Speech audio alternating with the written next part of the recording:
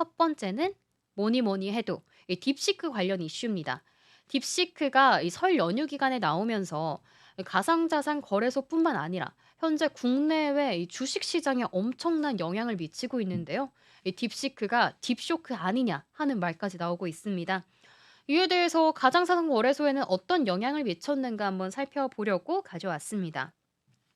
이 코인 이글 보도에 따르면요. AI 모델인 딥시크 출시에 따라서 시장 충격으로 인해 암호화폐 시장이 급격하게 변동성 역시 보였다고 합니다. 특히 지금 가져왔던 헤드라인 보시면 알 수 있듯이 ETF 관련 이슈인데요. 이 여파로 인해서 비트코인과 이더리움 ETF 각각 충격을 받았습니다. 각각 4억 4천만 달러 그리고 1억 3천만 달러가 넘게 빠져나갔다고 해요. 그러니까 4.57억 달러가 순유출이 된 건데 이렇게 됐기 때문에 ETF가 흔들려서 이제 '비트코인도 흔들리는 거 아니냐. 비트코인도 폭락하는 거 아니냐.' 걱정하실 수도 있지만요. 다행히 비트코인은 강세였다고 합니다. ETF랑 달리요. 이런 혼란 속에서도 또 앞으로 전망은 좀 좋다는 밝은 목소리가 나와주고 있는데요. 또 한 번 폭등하지 않을까 하는 전망이 있습니다. 비트코인이 지난 27 일에는 97,000달러대 저점을 다시 한번 기록을 했습니다. 그러고 나서 5,000달러 이상 상승을 해서 다시 한번 10만 달러를 돌파했는데요. 이때 좀 주목해야 될 게 비트코인만의 흐름뿐만 아니라 이 미국 증시와의 이 연결성을 좀 보면 좋을 것 같아요.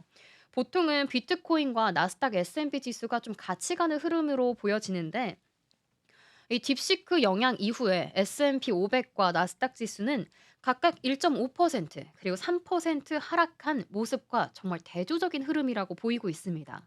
그럼 이 대조적인 거는 전문가들이 어떻게 좀 해석하고 있느냐 제가 조사해 봤는데요. 전문가들은 비트코인이 이 나스닥이 계속 하락하는 동안 안정을 유지한 것이 오히려 이 비트코인의 강세의 조짐이 있다라는 신호로 해석하고 있습니다.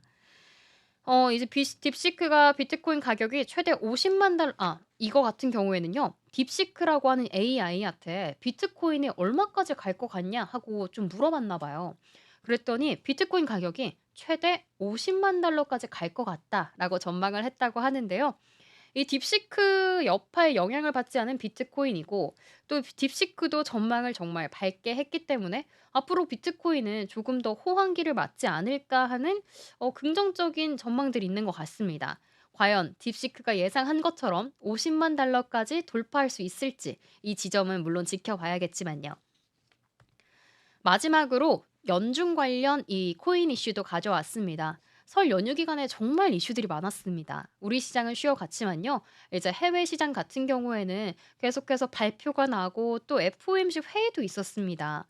이 회의 동안에 비트코인과 비트코인뿐만 아니라 알트코인까지 좀 호재로 작용할 수 있었던 이슈가 나왔는데요. 이 제롬 파월 연준 의장의 이 말 한마디였습니다. 연준 의장이 가상자산 관련 혁신에 본인은 반대하지 않는다면서 미국 의회에 뚜렷한 관련 규정을 만들 것을 요구했습니다. 사실 이제 FOMC 회의에서 나왔을 때 지난 회의였나요? 이 가상자산이 이 비축 전략 자산으로 되는 거를 좀 허락하지 않는다는 뉘앙스의 말을 했기 때문에 그때 비트코인 가격이 좀 하락한 적이 있습니다. 하지만 이번에는 물론 결은 다르지만요.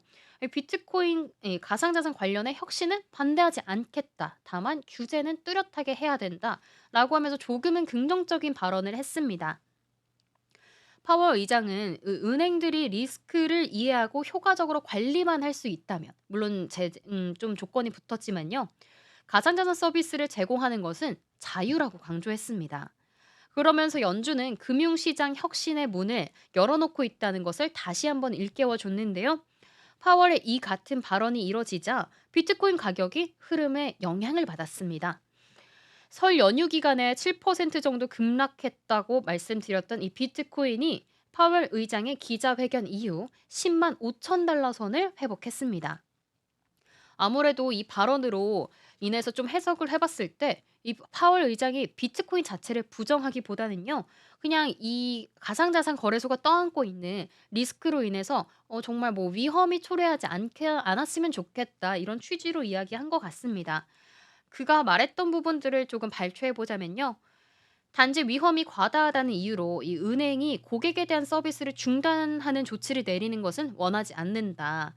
또 개인 투자자들이 가상자산 투자로 인한 리스크를 완전히 이해하지 못하고 있는 시점이다. 더 나은 보호는 받아야 된다라고 말했다고 합니다. 그렇기 때문에 가상자산을 현재의 주식 그리고 뮤추얼 펀드와 비교까지 하면서요. 이와 유사한 고객 보호의 필요성을 제시했습니다. 이 금융시장이 점점 가상자산 이 거래소 그리고 가상화폐에 대한 요구를 하고 있는데 이 흐름에 맞춰서 조금 이 국내외적으로 규제나 뚜렷한 지침들이 있으면 앞으로 이 가상화폐 시장도 좀 활기를 칠 수 있지 않을까 하는 생각이 들고요.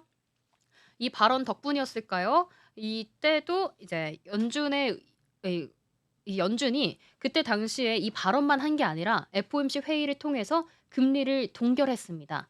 동결했는데도 비트코인은 크게 영향을 받지 않은 흐름세를 보였어요.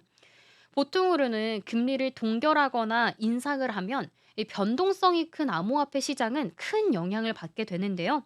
이번에는 3% 상승의 흐름을 보였다고 합니다.